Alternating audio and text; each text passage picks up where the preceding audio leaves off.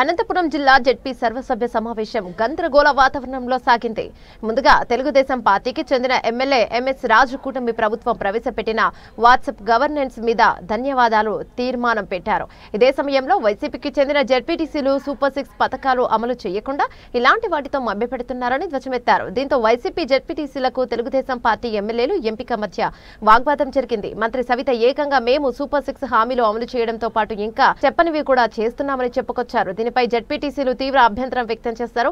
మీ హయాంలో ఏం చేశారంటూ టీడీపీకి చెందిన ఎంపీ ఎమ్మెల్యేలు నిలదీశారు. దీంతో సభ మొత్తం గందరగోళంగా మారింది. ఆ తర్వాత కాసేపటికి సభ సజావుగానే సాగింది.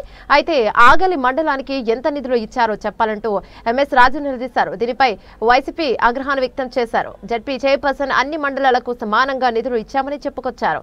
ఇక వైసీపీ జెడ్పీటీసీలు మాట్లాడుతూ అసలు ప్రతిపాదననే పంపకుండా నిధులు ఎలా పంపుతారని తెలుగుదేశం పార్టీ ఎమ్మెల్యేలకు కౌంటర్ ఇచ్చారు. జనరల్ బాడీ మీటింగ్ సమావేశం జరిగింది.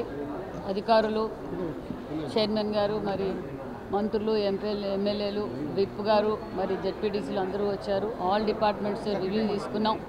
రివ్యూలో ప్రజలకు రాబోయే సమ్మర్లో ఏ విధంగా మనము ప్రజలకు నీటి వసతులు కావచ్చు, పవర్ కావచ్చు, అన్ని డిపార్ట్మెంట్తో కూడా చర్చలు జరిగాయి. ఏ విధంగా అయితే మాన్యశ్రీ ముఖ్యమంత్రి చంద్రబాబు నాయుడు గారు అభివృద్ధి ధ్యేయంగా పనిచేస్తున్నారో అధికారులకు కూడా అదే ఆదేశించాం. ఏదైతే గవర్నమెంట్ నుంచి వస్తున్న స్కీమ్స్ను ప్రజలకు తెలియజేయండి. చంద్రబాబు నాయుడు గారు అహర్నిశలు ఈ రాష్ట్రం కోసం కష్టపడుతున్నారు. మన అనంతపురం జిల్లా అంటే, ఉమ్మడి అనంతపురం జిల్లా అంటే మరీ ముఖ్యమంత్రి గారికి చాలా ఇష్టమైన జిల్లా. ఎందుకంటే గతంలో అభివృద్ధి జరిగిందంతా తెలుగుదేశం ప్రభుత్వంలో జరిగాయి. 1924 ఎలాంటి అభివృద్ధి జరగలేదని ప్రజలందరికీ తెలుసు. మరి ఈరోజు అధికారంలోకి వచ్చిన రోజు నుంచి ఒక పక్క పోలవరం పనులు మొదలైనవి, ఒక పక్క అమరావతి పనులు మొదలైనవి, గ్రామ అభివృద్ధి జరుగుతూ ఉంది. అన్ని సంక్షేమ పథకాలు ప్రజలకు అందే విధంగా ప్రభుత్వం నుంచి వస్తున్న స్కీమ్స్ గురించి ప్రజల్లోకి వెళ్ళండి. ఒక పక్క రైతన్నులకు పెద్దపీట వేయబోతున్నాం అన్న సంక్షేమ అధికారులందరికీ ఆదేశించాం. మీటింగ్ కూడా బాగా జరిగింది. అదేవిధంగా గతంలో ఏం జరిగింది అనే చర్చలు కూడా జరిగాయి. అదేవిధంగా అభివృద్ధి ధ్యేయంగా మేము పనిచేయబోతున్నాం. సూపర్ 6 పథకాలు కూడా ఆల్రెడీ పెన్షన్ కూడా రాష్ట్రంలో ఏ రాష్ట్రంలోని ఇవ్వని విధంగా 4000 పెన్షన్ ఒక ఆంధ్రప్రదేశ్లోనే ఎన్డీఏ కూటమిలోనే మాన్యశ్రీ ముఖ్యమంత్రి చంద్రబాబు నాయుడు గారు ఇస్తున్నారు. అదేవిధంగా ఏదైతే మాట చెప్పామో ఆ మాట ప్రకారం డిఎస్సి కూడా నోటిఫికేషన్ ఇవ్వబోతున్నాం. అదేవిధంగా 26 జిల్లాల్లోనూ ఫ్రీ డిఎస్సి కోచింగ్ సెంటర్లు పెట్టాం. ఉచిత ఇసుక ఇస్తున్నాం. భూ చట్టాన్ని రద్దు చేశాం.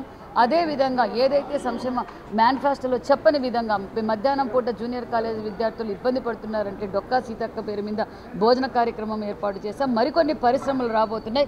ఇరిగేషన్ ప్రాజెక్టులు కూడా మళ్ళీ పూర్వ వైభవం తేవబోతున్నామన్న విషయాన్ని కూడా తెలియజేస్తూ రాబోయే కాలానికి అనేక అభివృద్ధి కార్యక్రమాలు మన జిల్లాలో కూడా జరగబోతున్నాయన్న విషయాన్ని కూడా మేము తెలియజేస్తున్నాం. ఎవరు అటకెక్కిందని చెప్పారండి? గత 5 ఏళ్లలో ప్రభుత్వం 5 ఏళ్లలో అభివృద్ధికి అటకెక్కింది. ఈరోజు అభివృద్ధి భారతదేశంలో ఆంధ్రప్రదేశ్లో పరుగులు పెడుతుందన్న విషయం అందరికీ తెలుసు.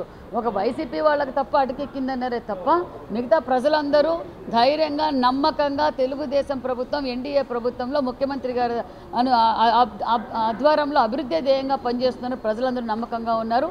ఈరోజు వాట్సాప్ గవర్నెన్స్ కూడా 160 స్కీమ్స్ కూడా అందుబాటులో పోతుంది. ఈరోజు కొన్ని 5 సంక్షేమ పథకాలు కూడా గవర్నెన్స్ అంటే టెక్నాలజీని ఏ విధంగా వాడాలి, ప్రజలకు ఏ విధంగా అయితే సౌకర్యంగా ఉంటుందనేది టెక్నాలజీ అంటేనే చంద్రబాబు నాయుడు గారు టెక్నాలజీ అనే విషయాన్ని కూడా మేము తెలియజేస్తున్నాం.